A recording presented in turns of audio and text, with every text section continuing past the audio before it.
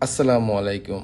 শহরের এই যান্ত্রিক জীবনে নিজের জন্য একটু প্রশান্তি খুঁজে নেওয়া খুব জরুরি। আমার জন্য সেই প্রশান্তি হলো আমার এই ছোট্ট বারান্দা বাগান। আজ আমি আপনাদের দেখাবো কিভাবে একদম জিরো বাজেটে পরিত্যক্ত প্লাস্টিকের বোতল ব্যবহার করে আমি আমার লাল শাকের বাগান সাজিয়েছি।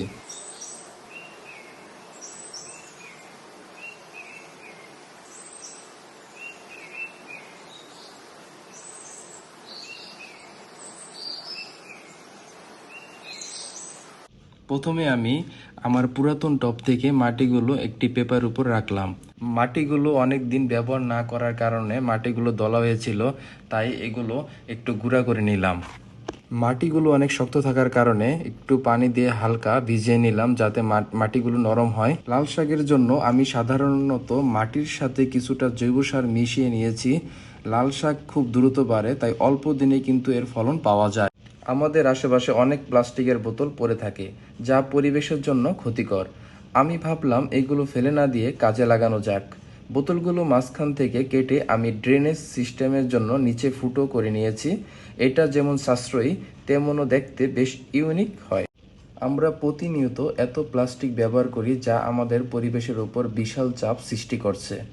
এই বোতলগুলো দিয়ে টব বানানো মানে শুধু শখ পূরণ নয়, বরং পরিবেশের প্রতি আমাদের ছোট্ট একটা দায়িত্ব পালন।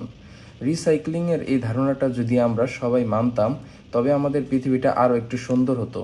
কেন আমি লাল শাক বেছে নিলাম? কারণ এটি একদিকে যেমন পুষ্টিকর, তেমনি এটি দেখতেও কিন্তু খুব সুন্দর। যখন লাল টকটকে শাকগুলো সবুজের মাঝে বেড়ে উঠবে, তখন বারান্দায় সৌন্দর্য বহুগুণ বেড়ে যাবে। আর নিজের হাতে ফলানো শাকের স্বাদ বাজারে কেনা শাকের চেয়ে হাজার গুণ বেশি হবে। বীজগুলো খুব সাবধানে ছিটিয়ে দিয়ে হালকা পানি দিয়ে দিচ্ছি। এই যে মাটির সাথে কাজ করা, এটা মনের জন্য দারুণ এক থেরাপি হিসাবে কাজ করে। অনেকেই ভাবেন বাগান করার জন্য বিশাল জায়গার প্রয়োজন, কিন্তু আসলে দরকার শুধু একটু ইচ্ছা শক্তি। আমার এই 2 মিনিটের ভিডিওর পিছনে রয়েছে অনেকখানি ভালোবাসা। আশা করি আপনারাও আপনাদের বারান্দায় বা ছাদে এমন ছোট্ট একটা বাগান করে তুলবেন। আমার এই প্রজেক্টটি আপনাদের কেমন লেগেছে তা অবশ্যই কমেন্টে জানাবেন। সবাই ভালো থাকবেন। আল্লাহ হাফেজ।